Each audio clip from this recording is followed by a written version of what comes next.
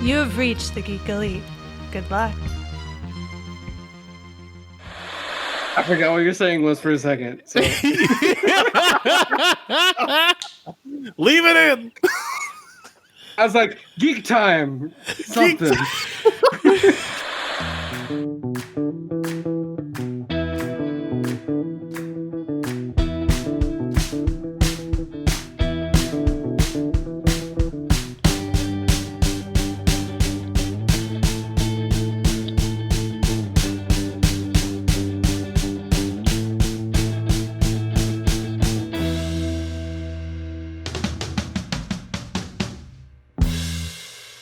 That's right. We are going to journey into mystery once again. And this week we have another guest with us. It's like a new guest every week, Mitch. It's like a revolving door. It's amazing that way.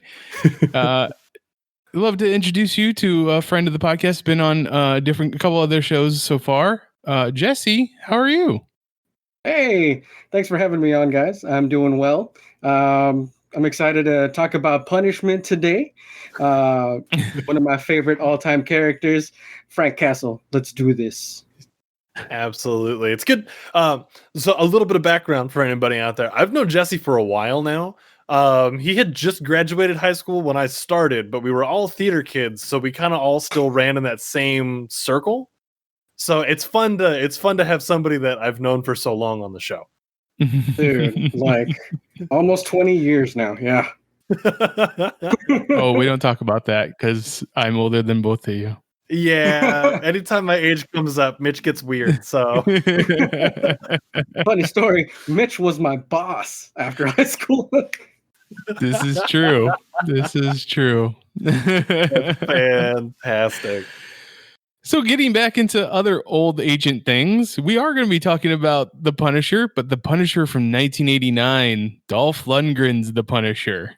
All right, so nobody told me that it was a Dolph Lundgren movie. So first off, I'm upset that you didn't trust me with that knowledge. Second, why didn't you prep me for that? And third, that just made this movie so much better. I don't know if there's really any way to prep someone for this movie, though. There's not. It's something. Was it his like master's degree from MIT like that just made it that much better for you? I mean, it's the fact that it's Dolph Lundgren. He's just like, hey, I can't act very well, and I can do mediocre action movie guy stuff. That's right. We are talking about The Punisher from 1989 tonight. But first, before we get into that, we're going to talk a little bit about Marvel Studio news. So I wanted to bring up the fact that in a weird kind of turn of about, they have gone and re-released Avatar in movie theaters in China. So they are now, that movie is back now on top over Avengers Endgame. Like, is this just going to be a seesaw game of the two movies just being re-released over and over until we only watch those two movies till the end of time?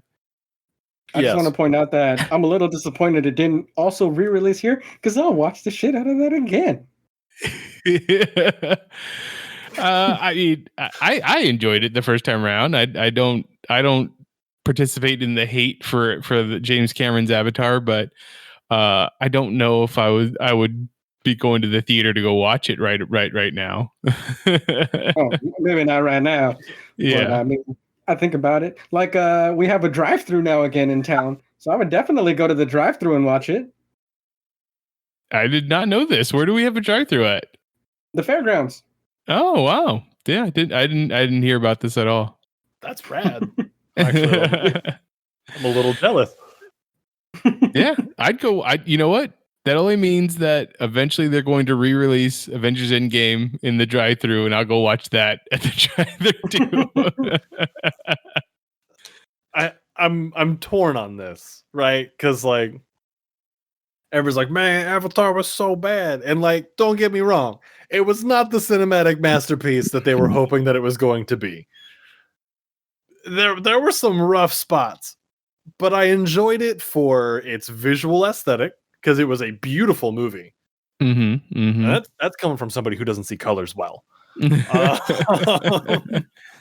And like the concept overall was really fun. Like the fact of it's like, oh no, you like get this whole new body because like you're just like you could choose to just not be you anymore. And it's like, oh, I like that. You get a whole new lease on life. And sure, it was like space Pocahontas, but like, you know, it's fun. At the same time, don't re-release it just to take the top spot back. Selfish. I mean, should those numbers really be going to its box office number? I mean, I guess it's technical. It's hey, this is how much it made in the box office. So there you go. Yeah. So and Marvel Studios released a official like picture of like in-game logo being snapped away and being replaced by Avatar. So they'll keep playing tongue in cheek because you know what? It's Disney. It's all Disney anyways, so it doesn't really matter. They're winning. would you say it's inevitable? Inevitable. You said it. There it is. My brother-in-law in chat right here was just like, Avatar was a good movie, but not worth going to the theater to see it again. Avengers, on the other hand. See? There it is. I mean, to watch Captain America pick up Mjolnir again, like, yeah, I'm all for it. That's the kind of hope that we need right now. Yes. Look, if this is what it takes to get Avengers released again in theaters, I'm okay with that. Let's keep going back and forth. I'll go and watch it in theaters again. You know what? I'll even take a hot stance on this. Ready? Use Avengers Endgame to help the vaccine rate go up. There you go. If you get the vaccine, you could go watch Endgame again in a theater. Free popcorn. I like that. I'm all for Every it. Johnson & Johnson shot comes with a ticket. Right. I mean, but would that go to the box office? Fair. That's a good point. I don't know. So you pay for the ticket and then get the free shot. Yes. Okay, that'll work. I mean, that means you're getting the shot for a lot of people a lot cheaper than it would be normally. There you go. Mm-hmm. There you go. Bang, boom. There. Hi, America. I fixed your problems. Send me more problems. It's not hard. Get the president and get Disney on the phone. Also, Marvel. Get them on the phone because I have movie ideas. And then the next piece of Marvel Studio news is that Kingsley Ben-Adir, who we just saw in One Night in Miami playing Malcolm X, if you watched it, the Amazon Prime Video original movie, directed by Regina King, is going to be playing the main villain in the Secret Invasion Disney Plus series that will be with it's Sam Jackson and the actor who played the Skrull from Captain Marvel, Ben Mendelsohn. I knew who you were talking about, but for some reason, and I know this was completely wrong, so just go with it. The name sticking out in my head was Kiefer Sutherland. Close enough. Yeah. Yeah. And I would watch a movie that's Sam Jackson and Kiefer Sutherland having to either like destroy something, steal something, or save the day from something. I think I'm here for that movie too. So Kingsley Ben-Adir is playing the main villain. It doesn't go beyond that in the announcement. It is supposed to be based off of Marvel's Secret Invasion, but in the comic books, that was all about Skrulls who had slowly invaded Earth by impersonating heroes throughout the past. In the MCU, the Skrulls are not evil, or at least the sect of Skrulls that we've seen so far are not evil or bad.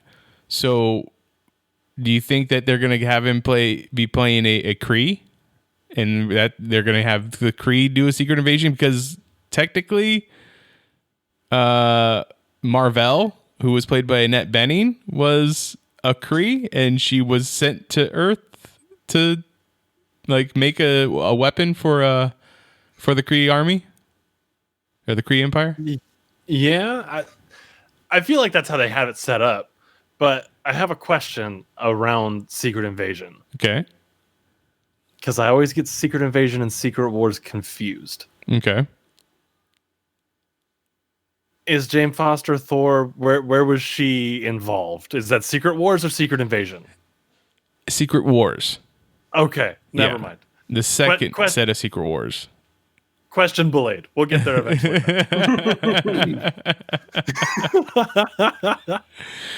When I first saw that casting though, I didn't realize that he was going to be playing the villain, and I thought maybe they were going to be bringing in Nick Fury Jr. I don't know if anybody was reading that comic book when it came out a few years back, and I was like, "Ooh, that'd be an interesting casting." But yeah, it's just he's going to be playing the villain. So, I'm here for it. Yeah, and we already like the WandaVision, right? So like we know that they're going to do well with Disney Plus MCU shows. Right. WandaVision really kind of set them off on the right foot for me, where I'm like, all right, even the shows that I wasn't too interested in, I'll give you a shot. Because like WandaVision didn't really have my full attention at the announcement. But I'm glad I gave it the shot because like, damn. Yeah, that was spectacular. Definitely not something that I thought would be on my radar, but man, completely just they killed it. Yeah, great show, great all around. Which brings me into my next topic. On the eve of the release of Falcon and the Winter Soldier, how excited are both of you that it in watching this in a scale from 1 to 10? 10 being super excited, like waking up on Christmas and finding a Super Nintendo under the tree. Jesse, if you would like to answer this one first, I'm putting words together. This is one that as soon as I got announced, I was already stoked for. So I'm going to go with the solid 9.5, only because I'm not going to watch it at midnight because I'm tired. So it's one of those shows where I know I have to wait for my wife to watch it anyway, but we're both stoked. I mean, I was hoping that we were going to see something great. You know, our faith is with Marvel, and based on the trailers, like it doesn't look like it's going to disappoint. It looks amazing. I'm super stoked. So I see it going a very positive direction. Knock on every piece of wood I can find from this point forward. But man, come on, give us that good content. Right? Yeah, so I am beyond excited about Falcon and the Winter Soldier, and I will tell you why. I'm here for it. Yeah. Winter Soldier was my favorite of the Captain America movies, right? It's fantastic. And if you give me more reason to have him on screen, it's just going to be better. And you pair him with Falcon there, it's just going to be a good time. And especially because we don't know what's happening. We don't know what it's about. We really don't. Like, all we know is that there's going to be explosions, and we've seen a couple of the bad guys that there are, but I'm not super deep in Marvel bad guys, so I only know kind of who they are, if I'm even right in the first place. So I'm just excited to have something that's Marvel based that I'm going into completely blind. Very cool. Now, the both of us have been waiting for Black Widow to come out for just about forever. It's kind of one of the main reasons we had started this podcast. Do you think there's going to be any tie-in, since both the Black Widow movie and the Falcon and Winter Soldier show is very heavily spycraft like type of movie. Do you think there will be any crossover? Personally, I don't think so. Only because in that timeline, I mean, she dead. She dropped to her death. True. So unless something crazy happens and we see some multiverse action, I don't see it happening. Yeah. Yeah.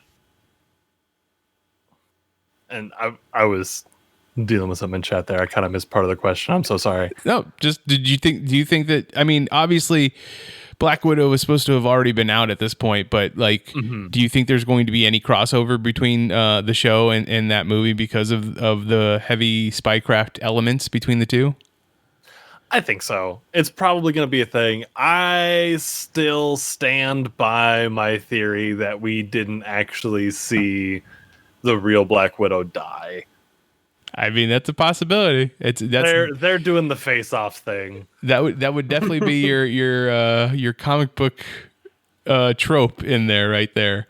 I think, because I think if you time this out right, with there only being 6 episodes of The Falcon and Winter Soldier, there could be a big reveal in the last episode that would tie in with the movie that's going to come out right around that time. Okay. Hopefully. Yeah, hopefully. Fingers crossed. I'm still just begging for Black Widow to come out. Like, please. I mean, I believe Kevin Feige has said in recent history that they are not going to be releasing it on Disney Plus. It is only going to be in the movie theaters. So, see it if you feel safe. Kevin Feige, come here. Come here. No, I understand what you're doing, but like, you're killing me, man. Come on, you think about it just a little bit. I'll go see it again in theater. Re-release it. Y'all already re-released Avatar, so like, is it that big of a deal? I don't think it is, man. Yeah, right. All right, good talk. There we go. Yeah, I put in a word, guys. I put in a word. It'll be fine. Black Widow's out in 2 weeks. There you go. Yeah. So just wanted to get all those out of the way. Let's go ahead and get into our movie. Now, if you've been listening this season, this year, you know that we are checking out Marvel movies that are not a part of the MCU. Last year, Ian and myself went through all the MCU movies in anticipation for the start of Phase 4, and Phase 4 never started. I don't know if WandaVision is technically the start of Phase 4 or not. It could be. I think it is now. I'll allow it. Yeah, I think so too. I think in timeline it will be, but if you go and you look at it like universe chronologically, it's not going to be. Yeah.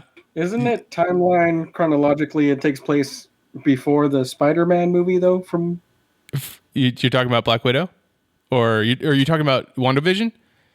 Yeah, WandaVision. Yeah, WandaVision takes place before Far From Home, because it's a week after. It's the week after the snap. That's right. After the Endgame or the Thanos battle, whereas like Far From Home is 6 weeks or 6 months or something like that afterwards.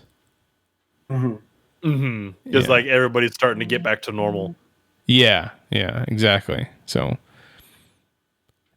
yeah, you're right. I mean, technically, maybe that's not. Maybe it's like some kind of weird continuation, epilogue, prologue thing. I mean, if we're getting like other Vision, then we have to have an explanation of where they come from. So when he shows up in another movie, we're not just like, wait, what happened to Vision? This is true. We'll see where he ends up showing up again. Jesse, we invited you onto this episode because you're one of the biggest Punisher fans that I know of. So what is it about Frank Castle that draws you in? Something about that anti-hero vibe always, drew my attention. I think the first time I really got into it was when Thomas Jane had taken over the role, and just seeing like the trailers coming out for it, like it was just something to get really, really excited for when I was just a youth. And like the amount of action that came with those movies, and just how he's such a badass, like, but with heart of gold. You know what I mean? Like he's out there taking down the bad guys and giving them what they deserve, which is another reason why like I fell in love with like characters like Deadpool, because they're going out there and they're taking down evil. And just Frank Castle's the epitome of something that, you know, I really like seeing, that like this guy's out there for the people, destroying evil. It's not just a matter of like putting him in jail so they can come out again, you know, the Batman effect. This guy is not just KOing these villains, he's erasing them, son, just where it needs to happen. So that was the big pull for me, man. It's just he's out there. It's a revenge story where he doesn't mess around. Like he's gonna get you, and he was making these guys piss their pants. Oddly enough, he's the more personable, like, Rorschach. It's true. I don't know. Does Rorschach kill though? I don't think Rorschach kills. Yeah, that's his whole thing. Does he? His whole thing is like, I'm not going to send you to jail because you're just going to get out and do it again. It's been a while. Yeah. And I guess he'll send some people to jail because when like he went to jail, the whole like, I'm not locked in here with you, you're locked in here with me. That's right. That whole thing happens. So apparently like, he has sent people, but like he takes the whole like judge, jury, executioner role very seriously. Like, I feel like it depends on the severity of your crime. Like, if you jaywalked, you know, and Frank Castle comes up to you and just lights out, I would have a little bit of an issue with Frank Castle. Speaking of revenge films, and I know this is kind of a distraction, but it made me think, like, who would win in a fight? The Punisher or John Wick? Ooh. It depends. How many dogs has Frank Castle? Well, we know that Frank Castle wouldn't kill a dog, right? It's just not going to happen. Okay, so here's the question. How recently did Frank Castle's family die? And how close to relation is Frank Castle to the dude that killed John Wick's dog? I mean, we got the boogeyman against the guy who at one point becomes like the Universal Ghost Rider. So I don't know, man. I mean, That's right. Cosmic Ghost Rider versus Baba Yaga. So I want to give it to John Wick, but like, have you seen what he did with a pencil? I feel like the Punisher has the more training. I don't know why, but maybe it's just because there's so much more material out there with the Punisher than there is of John Wick. But I think it'd be a pretty close fight overall. Now I'll raise you this instead of suit. Yes. Now, instead of a versus movie, how about a buddy cop movie between these two, huh? I mean, no one lives. Everybody dies. I don't see the problem. At that point, who's the loose cannon cop on the edge, and who's the cop that plays by the rules? Neither. Then you just end up with the Rock and Sam Jackson from the beginning of The Other Guys. That's right. I'm okay with that. You're describing Also, dreams, man. I just want that movie also. Okay. Speaking of bulletproof suits, there's no skull costume here. Like, how did they make a 1989 Punisher movie without the skull? Like, it's the Punisher. You don't make a Batman movie without the Batman symbol, which Michael Keaton's Batman came out in 1989 also. It's funny because I think there were more Spider-Man logos in this movie than there were Punisher logos. I think the only skulls you see like are on the knives that are thrown. Only knives. Only reason why you know it's Punisher it's because it's the knives. How many of those knives does he have? Because it feels like every time he uses one, he never goes back and gets it. And he shows up in the next scene with them in his boots again. He has stockpile, man. In preparation. Yeah. In preparation for this, I was telling Mitch, I was like, I had no idea that boot knives were so popular back then because I felt like every other scene there was another boot knife. I mean, I think the movie starts off with him like kicking a person and with the knife in his boot and then killing them like that way, right? Yeah. It's 100%, yeah. Well, you see, the thing is that when you're going to get something custom made like that, you have to buy in bulk. It's the only way that, the pricing makes sense. So that makes sense. So when I go to order all of my boot knives, I need to order in bulk and they're all going to be me going, yeah, exactly. Exactly. So I would change it from boot knife to hair pick, like with your face on it. There you go. And maybe we could talk about this more in a little bit when we get further into like the synopsis of the movie. This movie made me consider getting my ears pierced to be able to wear like cool like kunai earrings. I still have that ear pierced for that reason.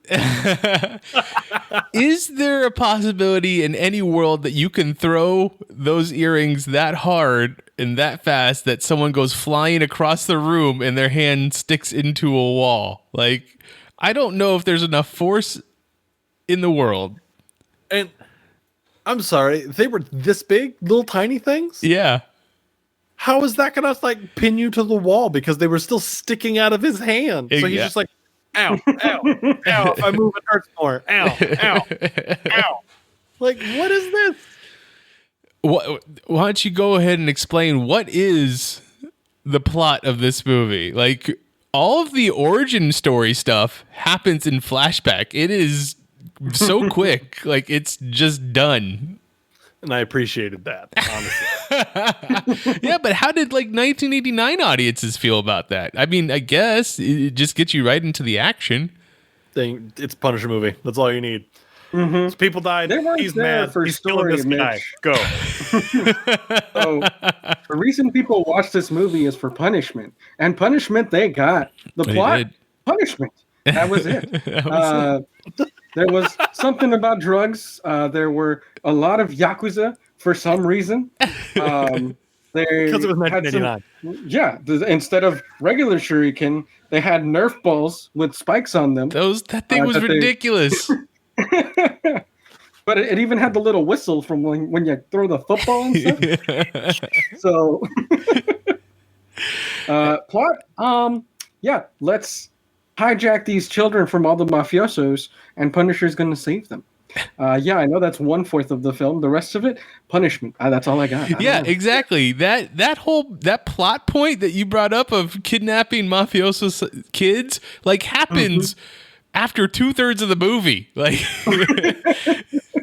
that's not even. I don't know. Like you're following around this one dude who's just coming back into America, and he's the head of one of the crime families, and his son knows a sleight of hand trick, and that's it. That's all the character development you get for them. He's a kid, and then eventually he gets kidnapped with a whole bunch of other kids, and then their fathers die because they drank poison, and then eventually I'm going to use the Punisher, who I assume is dead, to go and get our kids back by pointing him in the right direction. It's like, so one of the no, go ahead, Ian. Like I'm so torn because the 80s gave us some fantastic masterworks of cinema.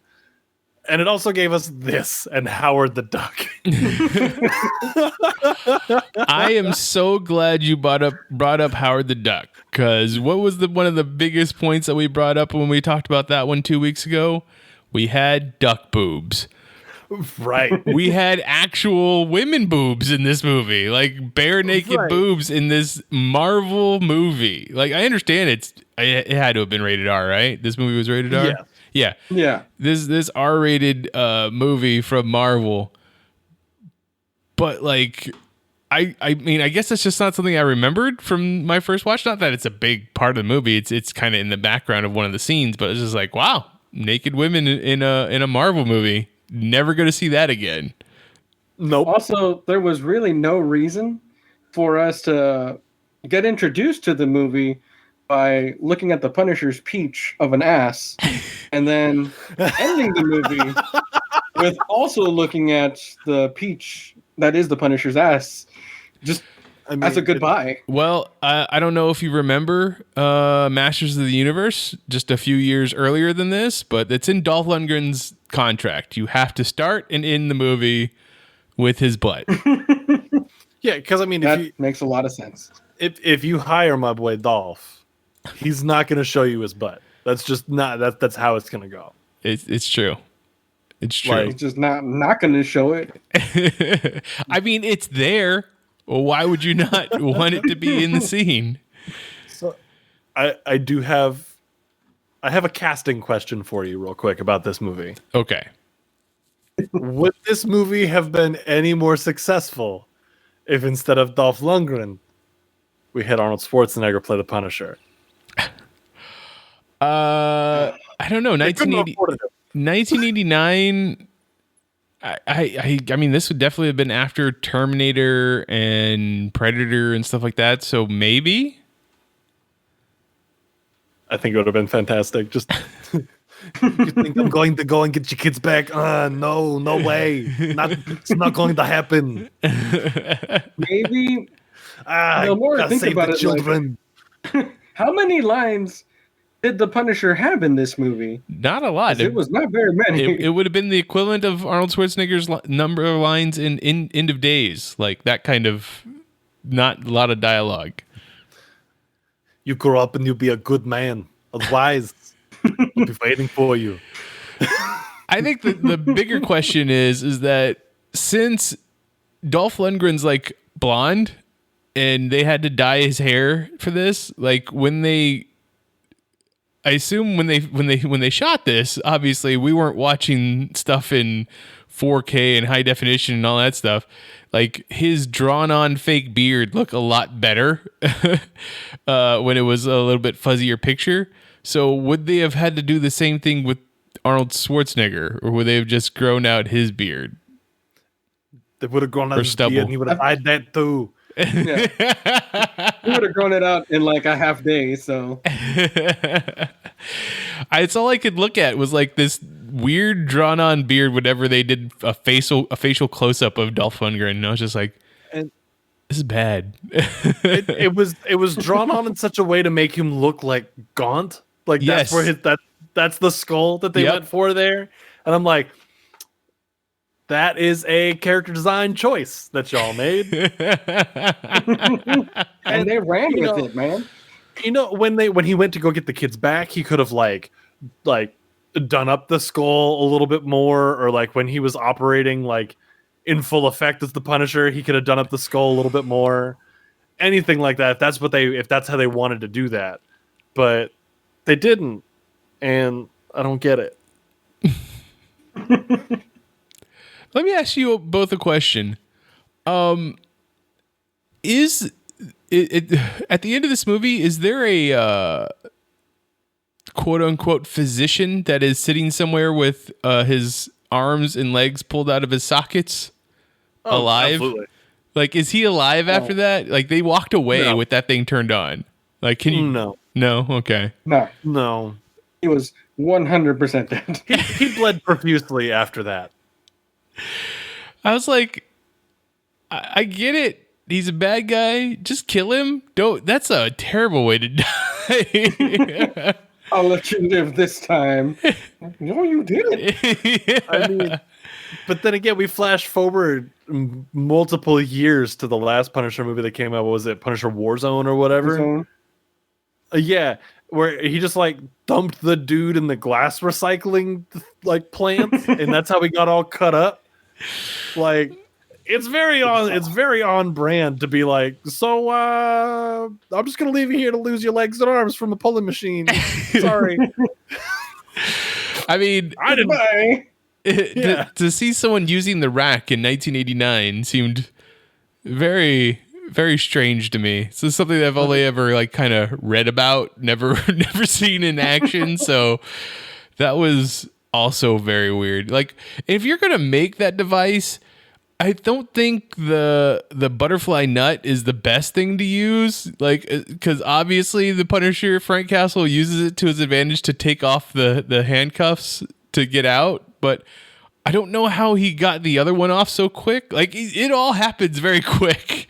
When the guy walks over, he's like, I got your gun, and shoots him, and then shoots the other guy, and then puts the other guy in the rack.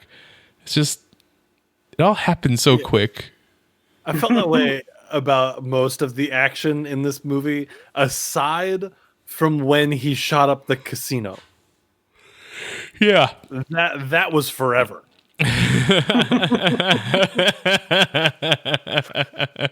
But I love, like, okay, so one of the biggest selling points for me in this movie, one of the things I love, is that this movie happened in the era of action movies before guns had weight. True. Yep. And it's so funny because he's just walking around with this M16 like it's nothing, just like shooting it one-handed like it's some sort of pistol. Han Solo out here getting them. And it's just like sure, like, all right, maybe one or two, but like just unloading a whole like magazine on somebody and having it be accurate in any way like that. And he's just like rappelling in with some big like light machine gun. He's just like with one hand on it, like it's not a thing. Brilliant. That peak of cinema, peak of storytelling. Chef's kiss. I mean, you can't really, when you look at almost any action scene in this movie, it was something that leaves you speechless every single time. Like when they were in the vents and they see the bad guy, and they're like, the guy's like, I'm gonna shoot this guy. It's like, no, man, I got this. Who is gonna just look into the hole of the vent when you're guarding a mafia? Nope. It's like, all right, I'm not gonna shoot this shushing vent. I'm gonna look into this hole right here, and then kicked in the face. And it's like, I don't know if it was stealth, but fantastic. That's when you get on your radio and go, hey, there's a dude in the vent. I'm guessing it's the guy we're supposed to be fighting. Am I good to shoot him, or do I just like tell him to leave? Am I just supposed to be like, get out of here? Yeah, get. Don't shoot him. That might be Johnny with my sandwich order. Like he sometimes like to comes in through the vent. I forgot Johnny, the air vent delivery boy. The DoorDash of the 80s. That's right. Yeah. It's Parkour. It's the only way you can get a sandwich in 1989. So, right. From Extreme Sandwich Company. Keep you on your toes. Every time you say their name, every time you say their name, there's a guitar solo. Extreme Sandwich. We have Louis Gossett Jr. in this movie as the former partner to Frank Castle, or mentor and mentee, buddy. Yeah, and I don't what's the name of the villain, or not the, well, he's one of the villains. The guy. Also, how dumb are you to try and kill Frank Castle after he saved your kid? Right. Mm-hmm. And just like, I don't know, man. There's so many things in this movie that's like, okay, we did this to up the action. Yeah. But I'm at a loss for words on that. This dude has destroyed your empire, and you're just like, nah, but I got him, though. I got him. I have this hand pistol that I'm going to. This is the got guy. this. I'm going to wrestle around on the ground with a gun with this guy after I saw him jump through a window and accurately throw a knife into the person holding, like, into the head of the person that's holding my kid hostage. Yeah, I don't think I. How do you not know that he has more knives in there? What are you doing? And he got up close. He's like, let me tell you what I'm about to do to you, Frank Castle. You have a gun. Walk on the other side of the room and go, thanks, bang, boom. And then you double tap him, boom, to make sure 'cause he's Frank Castle. I mean, he was already shot once earlier in the movie, and he didn't die. Like, he fell into the water and lived. And he cauterized it with a knife like a badass. Where he's just like, oh, this is going to help all the internal injury that bullet did. It's going to close up this wound, but it won't stop the bleeding inside of me. But okay. Yeah. It just did not seem like I know Frank gave you that ultimatum at the beginning, or that promise. I guess it's more like, hey, when this is all over, you're dead. Also, like, cool. Probably don't go after him right then, though. Like, get your kid, get out of the country. I'm sure that if you just left the city, Frank Castle would leave you alone because he kind of just tends to stick to this one city. Yeah. I don't know how Nameless other people big don't city. notice that. Like, just go. He's like, there's too much crime here. I can't just leave now. I mean, in the Thomas Jane one that you were talking about, he does make his way all the way down to Miami, Florida. Or, no, I'm sorry, Tampa Bay, Florida?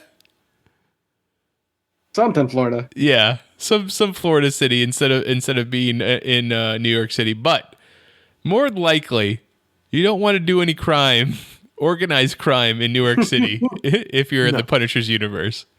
No.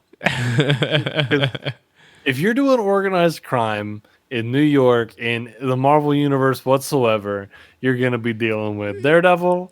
You're going to be dealing with Spider-Man.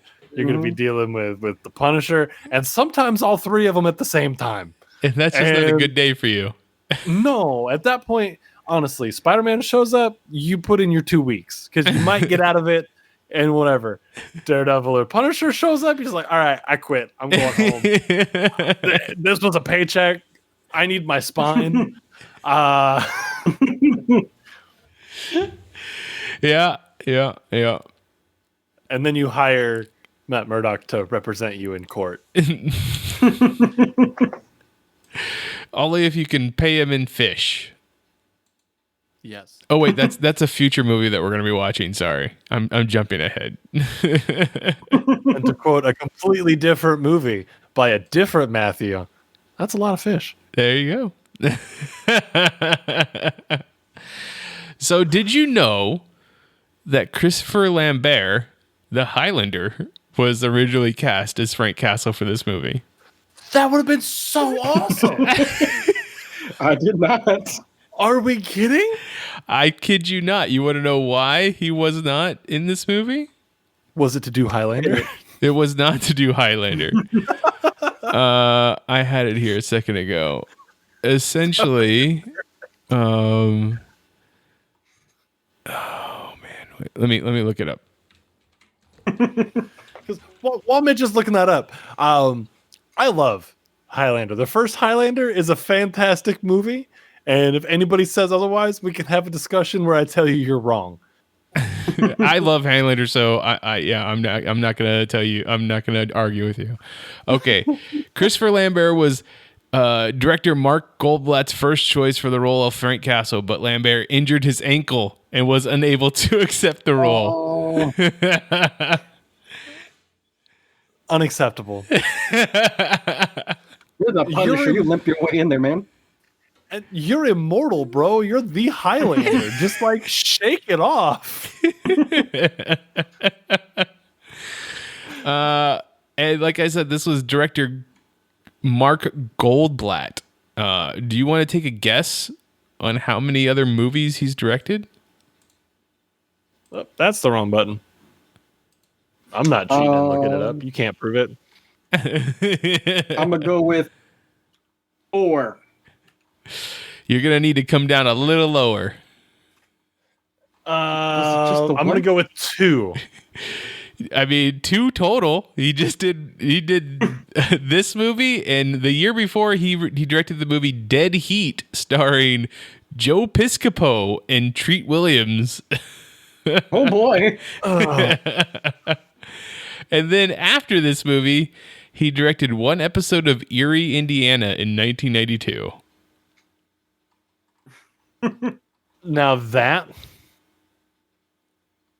is a prestigious career. I mean, he it looks like he afterwards, before this and after this, he continued to do editing. He's an editor for movies. So there you have it.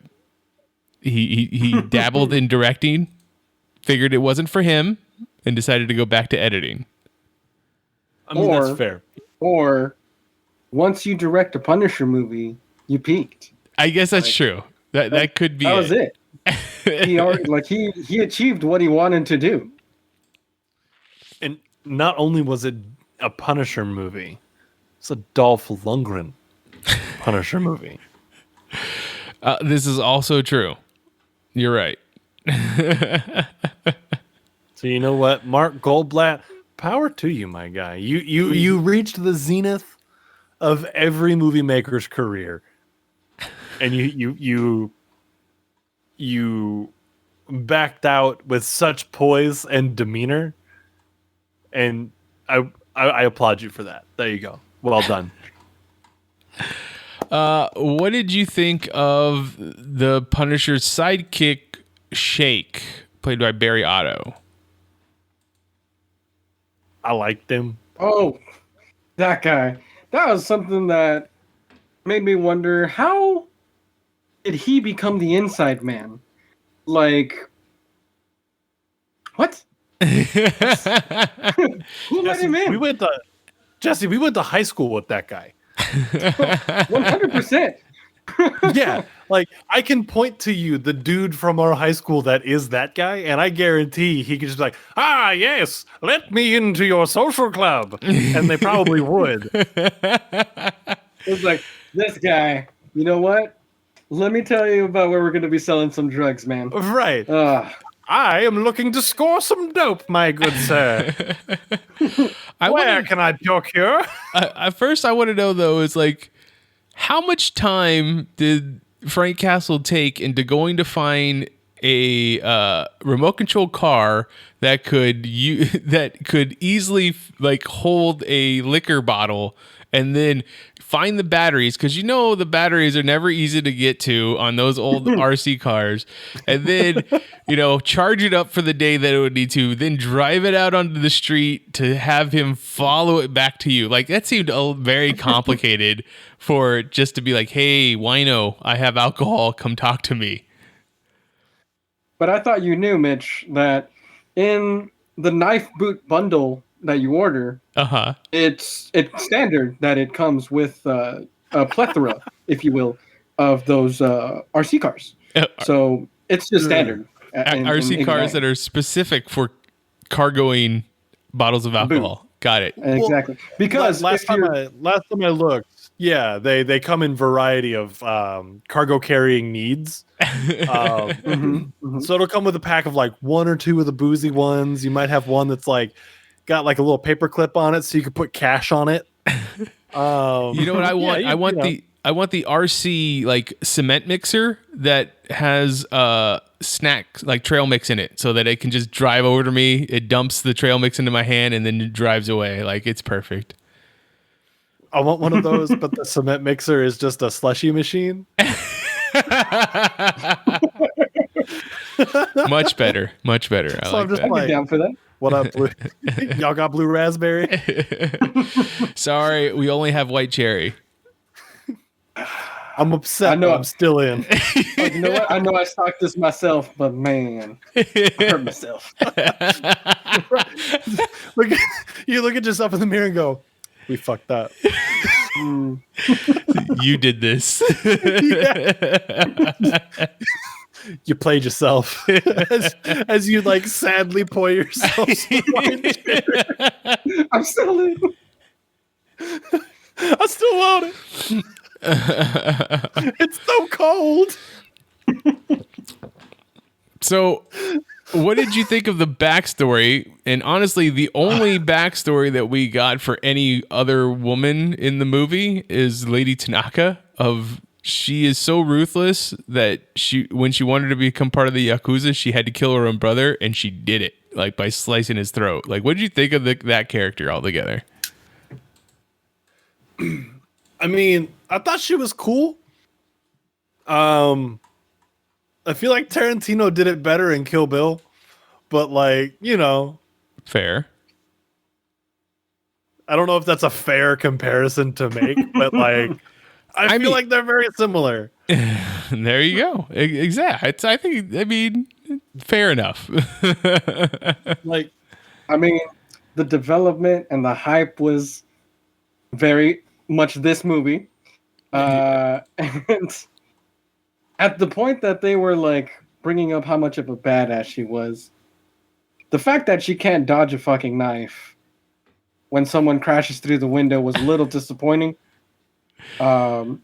She is the leader of the Yakuza, sir, and you can't dodge a knife as soon as someone comes into the room. Come on. Well, I mean, someone jumps in through the window. Like, you have time now because they have to come in through a closed window, and 2, you have another knife to the kid's throat. Like, you should have just killed the kid. right. Yeah. Um, I'm sorry, kid. I mean, fuck them kids or whatever. You know what the saying is nowadays. But hey, that's an extra $1,400. that wasn't my kid.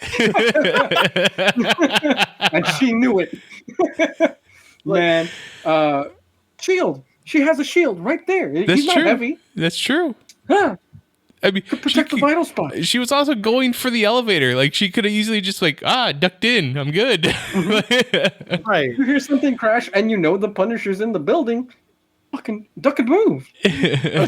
Maybe just like kind of go, oh no. Her, not to bring up Arnold Schwarzenegger again, but I'm gonna do it.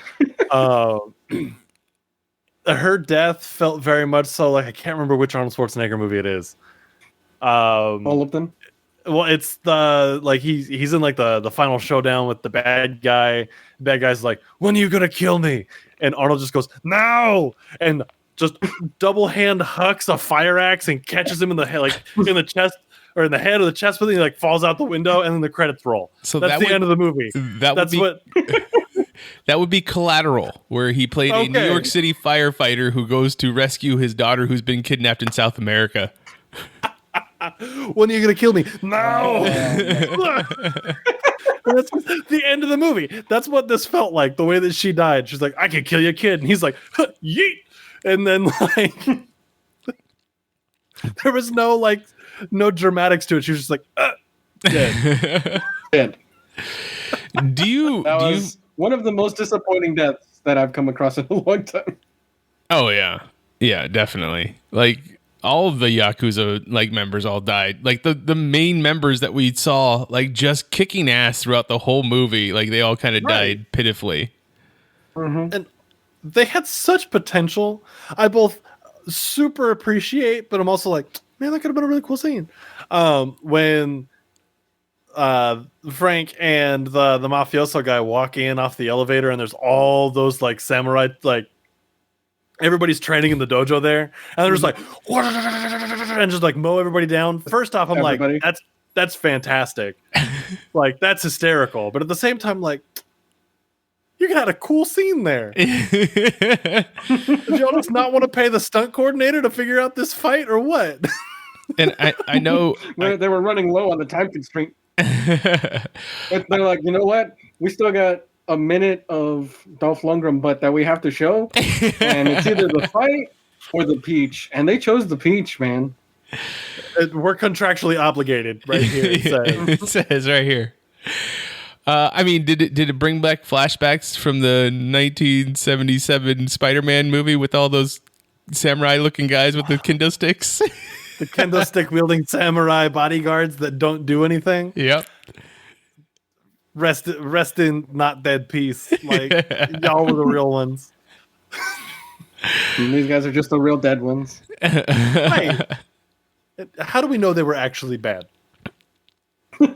These guys were here on a field trip. Any one of those guys could have easily been an undercover police officer or FBI agent infiltrating this organized crime unit. Right?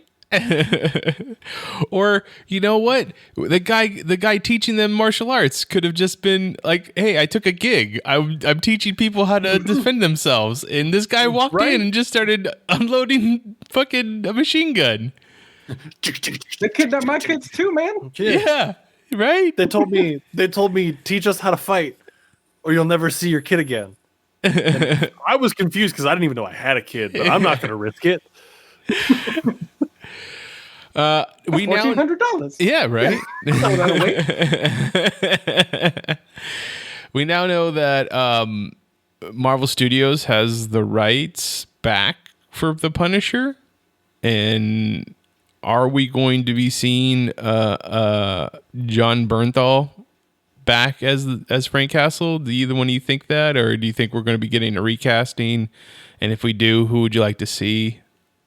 I'd be okay with John Bernthal. I think he did a really good job. If we do get a recasting, I hope it's not a recasting because like Nicolas Cage is right there. Ready to scoop up any job. Right?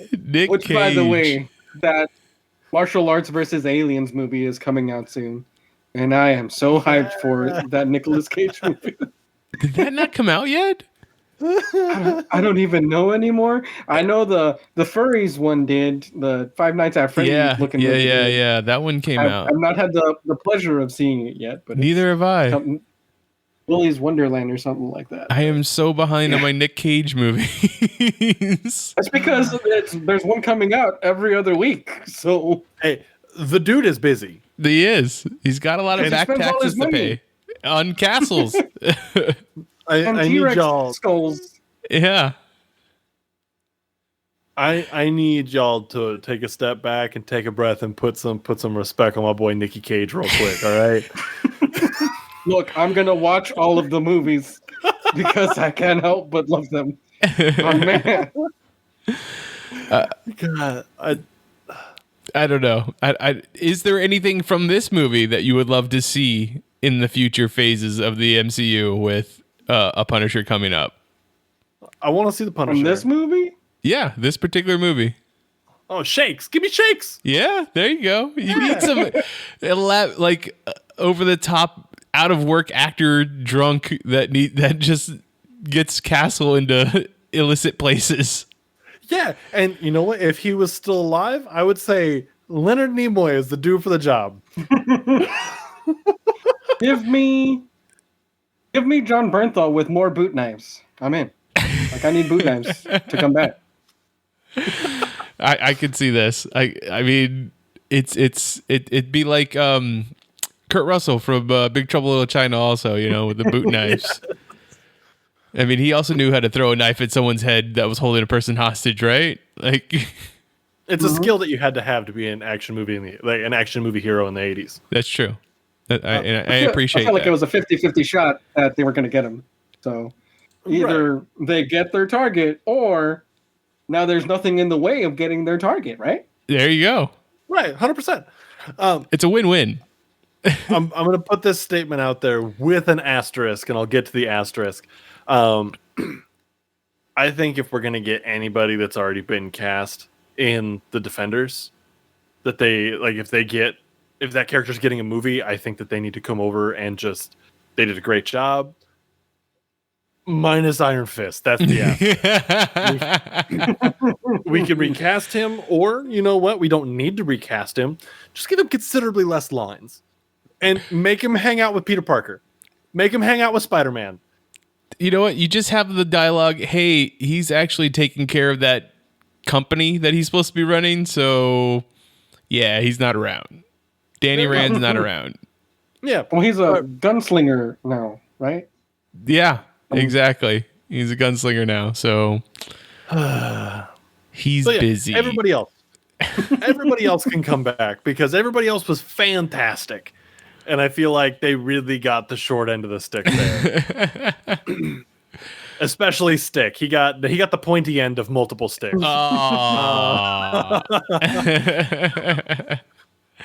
But okay. What is the action figure besides Frank Castle that comes out of this movie? the Booze RC. Yeah. Clap. I appreciate that one. I appreciate that one a lot. For me, it'd be Louis Gossett Jr.'s like a hard up cop detective one. Like it. For me, it's gonna be the fun Nerf toys with all the nails going through them. Yeah. Target practice, children. Ooh, I changed mine. It's a full play set.